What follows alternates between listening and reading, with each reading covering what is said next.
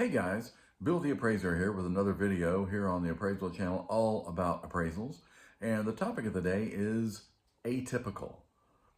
Atypical, different, unusual, not like everything else. So if the property in question falls into any of those categories or anything similar to it, chances are there's something going on there the appraiser is going to have to at least comment on, and very likely possibly going to have to make a negative adjustment against at least some, if not all, of the comparable sales. In a perfect world, Fannie Mae, Freddie Mac, they want to see all aspects of a particular subject property, what we call bracketed, meaning they want to see at least one property like that, if not more properties like that. Case in point, not a great example, but if you had a log cabin or log home as your subject property, chances are the lender would want at least one log home comparable and potentially more than that.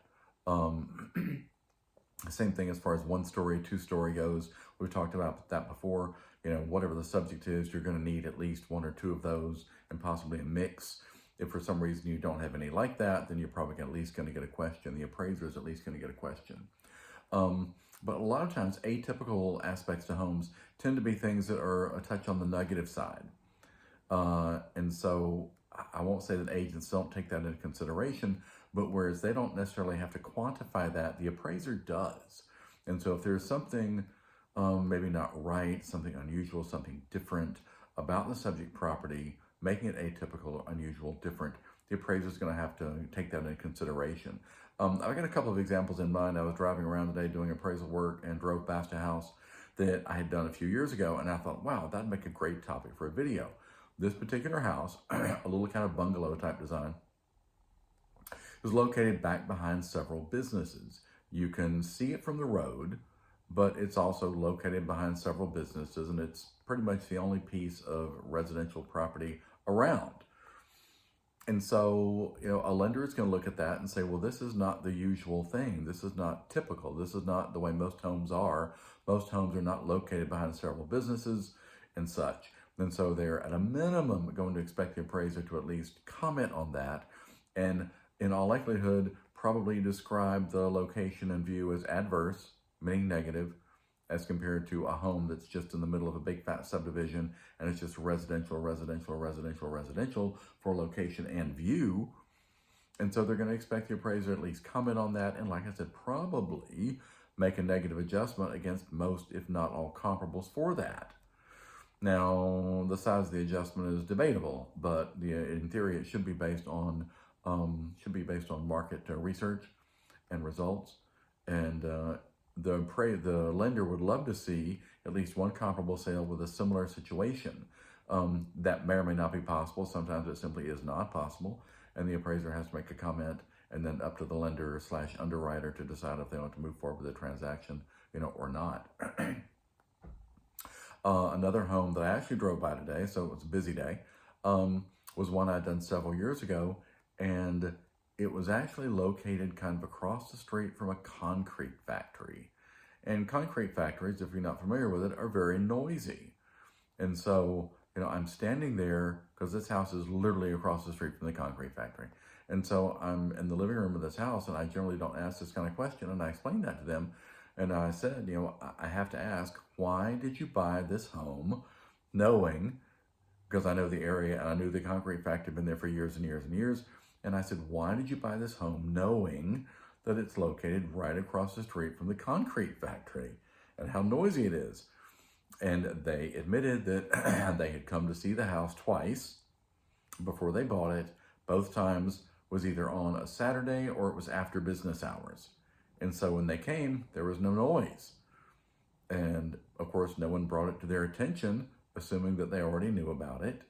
And so, again, that's one of those things that an appraiser simply does not have a choice. An appraiser has to make an adjustment for that kind of thing. For some items, an appraiser might be able to say, my go-to comment for some things is felt to have limited impact on value and marketability. But that would be things that are fairly innocuous. If a home happens to be located near a school, if it happens to be located near a church, which in the appraiser world, we can't really say church anymore. It has to be called, what is it we're calling it now? Because it's been through 2 or 3 iterations. I think now it's just a non-residential building. At one point, we couldn't say church. We had to call it a house of worship. And then we had to go from a house of worship to non-residential building. But a lot of things can go into that category if I feel like it is true. I wouldn't say it if it wasn't true. But I feel like some location and view aspects have limited impact on value and marketability, and I state that. And it's up to the lender to come back to me and say otherwise, and then we can talk about it. But obviously, if something like the business aspect of the first home that I talked about, and then here the second one, where it's near the concrete factory, maybe not so much of the view, but absolutely the location, because you're inundated with this noise. And so no one really wants that. And so all things being equal, would someone choose to have a home that was near the concrete factory, or one that's further away from the concrete factory with less of the influence, less of the noise, et cetera, et cetera?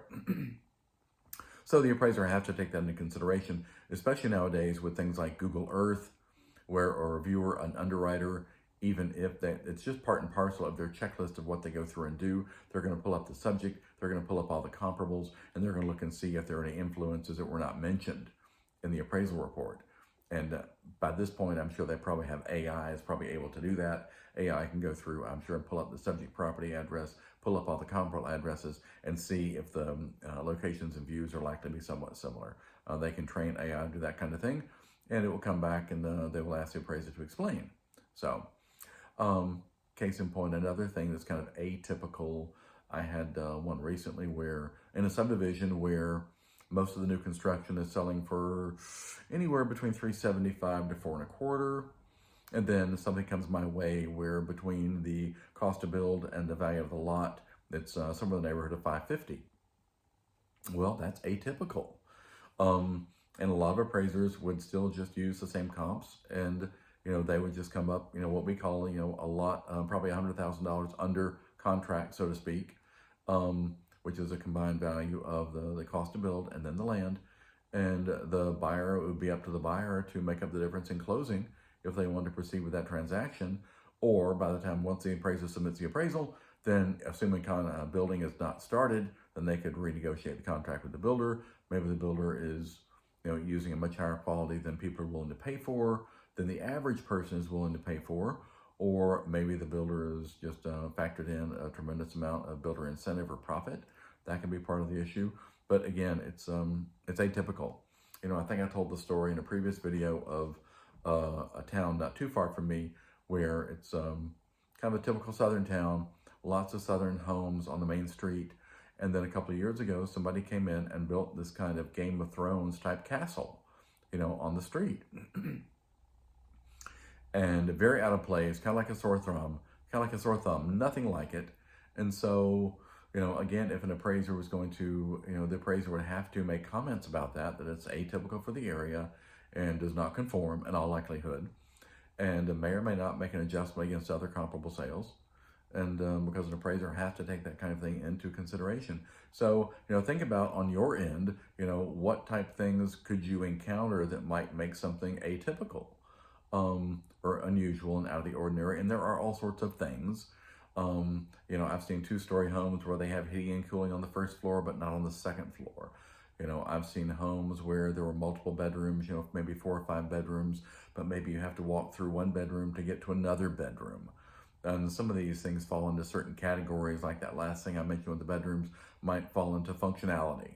And so, it just depends. Again, location could easily, be something if it was near the city dump or something like that. Or even if it was next door to a liquor store, next door to a convenience store, where it may or may not actually impact the appraisal itself, in that I think FHA, for example, has a rule where a home can't be within X number of feet of gas tanks.